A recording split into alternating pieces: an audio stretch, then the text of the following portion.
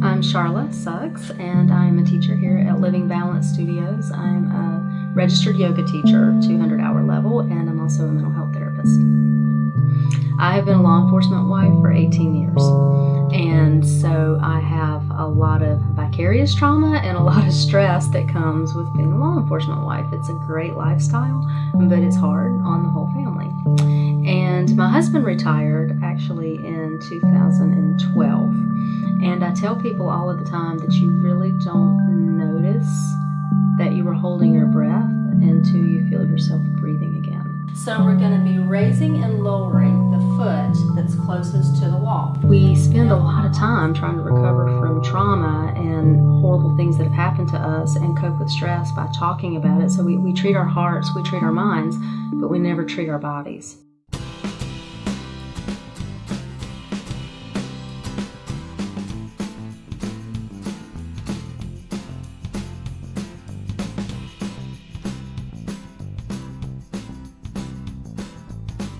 Trauma release classes are going to be very different than any other flow class or restorative class that I do here. And the main focus of trauma release is to get that energetic release from the body, because the body is an amazing creation that knows how to access its own wellness. And so trauma release helps that. And when I say trauma, it's very tongue-in-cheek because it could also be stress release. Trauma and stress operate on the same neural network. We never get to choose what our body's going to release. We just put the body in position to shake and release whatever it's holding at the time. So in a trauma and stress recovery class, we're going to have an intense series of strength postures. A lot of chairs, a lot of wall sits sometimes. We do calf raises at various intervals to really fatigue the calf muscles. We cause the quads to burn when we're doing the calf raises. We also do a lot of core work, but not necessarily for the purpose of strengthening our core.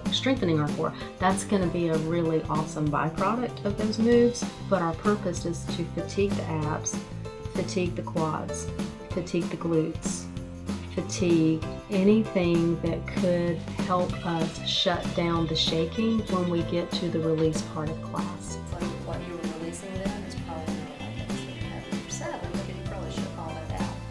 But as we... Getting the mind to yield to the wisdom of the body is not easy. That's a challenge.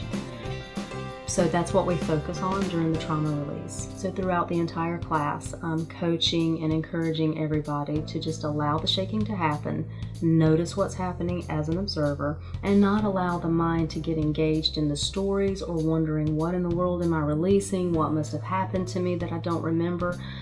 Because a lot of times we tend to dissociate from our bodies when we're in seasons of stress, or when we're dealing with chronic pain, or if we have survived trauma.